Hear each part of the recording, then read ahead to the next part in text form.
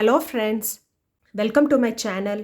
இப்போ நம்ம இந்த வீடியோவில் ஒரு இயர் வார்மர் இல்லை ஒரு ஹெட் பேண்ட் நம்ம பார்க்க போகிறோம். இது வந்து 2 to 3 இயர் ஓல்ட் பேபிக்கு யூஸ் பண்ணக்கூடியது.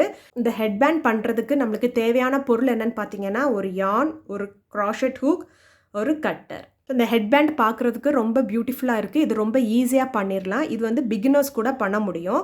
இதை பண்ணுறதுக்கு நம்மளுக்கு பேசிக் ஸ்டிச்சஸ் தெரியணும். என்னென்னு பார்த்தீங்கன்னா, slip not, chain, single crochet, slip stitch, அவ்வளவுதான். ஃபஸ்ட்டு இந்த இயர் வார்மர் வந்து நம்ம லென்த் வைஸாக பண்ண போகிறோம். ஸோ நம்ம வந்து என்ன விட்த் வேணுமோ அந்த அளவுக்கு ஃபவுண்டேஷன் செயின் போட்டுட்டு அதுக்கப்புறம் தேவையான லென்த் பண்ணிவிட்டு அதுக்கப்புறம் நம்ம ரெண்டையும் மடித்து வச்சு தைப்போம். தைச்சதுக்கப்புறமா நம்மளுக்கு இந்த பியூட்டிஃபுல் இயர் வார்மர் கிடச்சிரும். இப்போ நம்ம இந்த இயர் வார்மரை எப்படி பண்ணுறதுன்றதை இந்த வீடியோக்குள்ளே போய் பார்க்கலாம். ஃபஸ்ட் நம்ம ஒரு ஸ்லிப் நாட் போட போகிறோம். நெக்ஸ்ட்டு இயர் வார்மர் பண்ண போகிறோம். அந்த இயர் வார்மரை நம்ம லென்த் வைஸாக பண்ண போகிறோம். ஸோ ஃபஸ்ட் நம்ம வந்து விட்த்து போடணும். ஸோ நம்ம பண்ணுற இயர் வார்மருக்கு எவ்வளோ விட்த்து வேணுமோ அந்த விட்த்துக்கு ஏற்ற மாதிரியான ஃபவுண்டேஷன் செயின் போடணும். செயின் எப்படி போடணும் அப்படின்னா, யானை வந்து ஹூக்குக்கு மேலே இப்படி வச்சுட்டு இங்கே ஒரு லூப் இருக்கு இல்லையா, ஸ்லிப் நாட் போட்ட லூப்பு, அது வழியாக இப்படி புல் பண்ணணும். ஸோ இப்போ இங்கே பார்த்தீங்கன்னா ஒரு வி ஷேப் மாதிரி தெரியும். அதுதான் first chain. So next chain எப்படி போடுவீங்கன்னா அதே மாதிரி தான். யானை இந்த ஹூக் மேலே இப்படி வச்சு இங்கே இருக்கிற இந்த லூப் மேல் உள்ளே இப்படி இழுக்கணும். ஸோ இப்போ பார்த்தீங்கன்னா 2 செயின் போட்டுட்டோம்.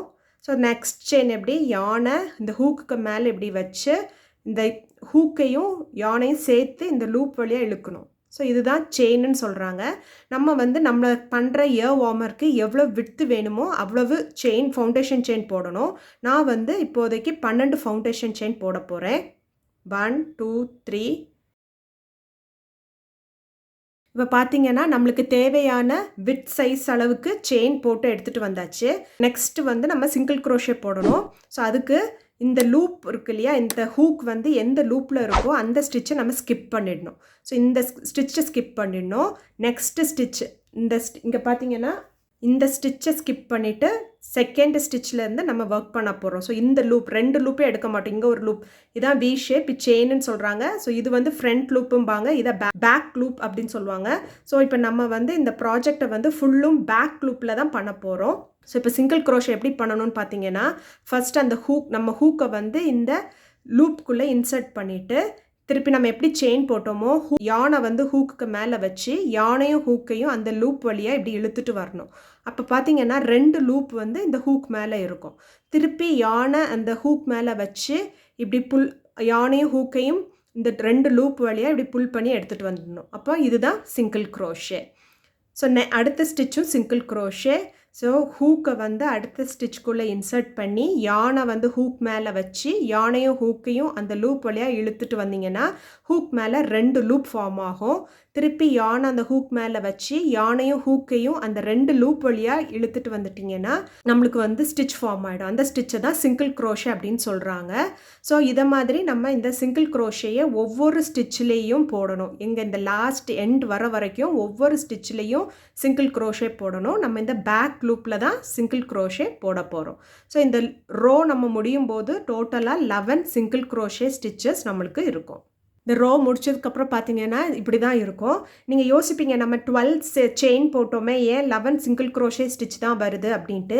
ஏன்னா நம்ம ஃபஸ்ட்டில் உள்ள ஃபஸ்ட்டு ஸ்டிச், இந்த ஹூக் வந்து எந்த ஸ்டிச்லேருந்து அந்த ஸ்டிச்சை நம்ம ஸ்கிப் பண்ணோம் இல்லையா, அதனால் நம்மளுக்கு 11 சிங்கிள் க்ரோஷே ஸ்டிச் தான் கிடைக்கும். நெக்ஸ்ட்டு ரோ பண்ணுறதுக்கு ஒரு செயின் போடணும். அதுக்கப்புறம் இப்படி டேர்ன் பண்ணிவிட்டு நெக்ஸ்ட் ரோ ஸ்டார்ட் பண்ண போகிறோம். ஸோ இங்கே பார்த்தீங்கன்னா நம்ம போட்ட செயின் 1 தான் இதுதான் டேர்னிங் செயின்னு சொல்லுவாங்க. இந்த செயினில் நம்ம ஒர்க் பண்ண போகிறதில்ல. நெக்ஸ்ட்டு பார்த்தீங்கன்னா இங்கே வி ஷேப்டுன்னு இருக்குது பார்த்தீங்களா, இதுதான் நம்ம போட்ட சிங்கிள் க்ரோஷேயோட ஸ்டிச்சஸ். ஸோ இது வந்து ஃப்ரண்ட் லூப், இது வந்து பேக் லூப்.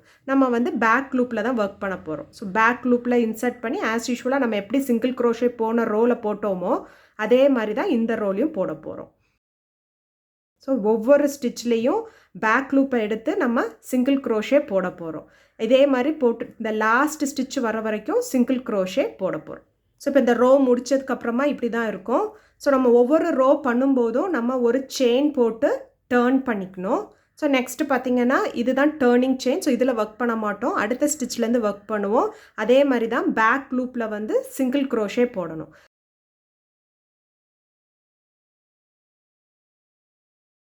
ஸோ இதுதான் பேட்டர்ன். இந்த பேட்டர்ன் என்னன்னு பார்த்தீங்கன்னா, நம்ம வந்து ஒவ்வொரு ஸ்டிச்லேயும் சிங்கிள் க்ரோஷே போடுவோம். பேக் லூப் எடுத்து போடுவோம். நம்மளுக்கு தேவையான லென்த் வரைக்கும் இந்த பேட்டர்னை ஃபாலோ பண்ணி போடணும். ஒவ்வொரு ரோலையும் நம்மளுக்கு வந்து 11 சிங்கிள் க்ரோஷே ஸ்டிச்சஸ் இருக்கும். தேவையான லென்த்துக்கு நான் வந்து போட்டு எடுத்துகிட்டு வந்துட்டேன். ஸோ இதை நீங்கள் மெஷர் பண்ணிங்க அப்படின்னா இது வந்து 16.5 இன்ச்சஸ் இருக்குது. இதை வந்து 2 to 3 இயர்ஸ் பேபிக்கு யூஸ் பண்ணலாம். நெக்ஸ்ட்டு கொஞ்சம் நூல் கட் பண்ணி எடுத்துக்கணும் இதை வந்து தைக்கிறதுக்கு.